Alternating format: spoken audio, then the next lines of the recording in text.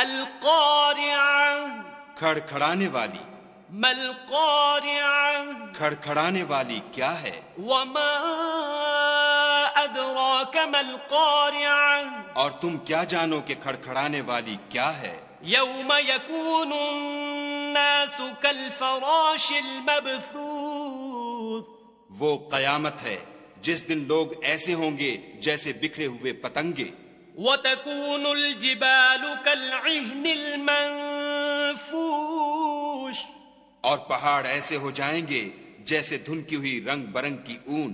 فأما من ثقلت موازينه تو جس کے اعمال کے وزن بھاری نکلیں گے فهو في عيشة راضية وہ دل پسند عیش میں ہوگا. وأما من خفت موازينه اور جس کے وزن ہلکے نکلیں گے فأمه هاوية اس کا مرجع حاویہ ہے. وما أدراك ما هي اور تم کیا سمجھے کہ حاویہ کیا چیز ہے؟ نار حامیہ وہ دہکتی ہوئی آگ ہے. بسم اللہ الرحمن الرحیم شروع اللہ کے نام سے جو بڑا مہربان نہایت رحم والا ہے. الہاکم التکاثر لوگو تم کو مال کی بہت سی طلب نے غافل کر دیا حتی زرتم المقابر یہاں تک کہ تم نے قبریں جا دیکھیں. کلا سوف تعلمون دیکھو تمہیں ان قریب معلوم ہو جائے گا. ثم کلا سوف تعلمون پھر دیکھو تمہیں ان قریب معلوم ہو جائے گا. کلا لو تعلمون علم الیقین دیکھو اگر تم جانتے یعنی علم الیقین رکھتے تو غفلت نہ کرتے. لترون الجحیم تم ضرور دوزخ کو دیکھو گے.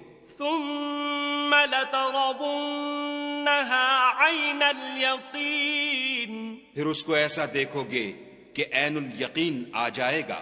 ثم لتسألن یومئذ عن النعیم پھر اس روز تم سے شکر نعمت کے بارے میں پرسش ہوگی. والعصر عصر کی قسم ان الانسان لفی خسر کہ انسان نقصان میں ہے الا الذین آمنوا وعملوا الصالحات وتواصوا بالحق وتواصوا بالصبر مگر وہ لوگ جو ایمان لائے اور نیک عمل کرتے رہے اور آپس میں حق بات کی تلقین اور صبر کی تاکید کرتے رہے.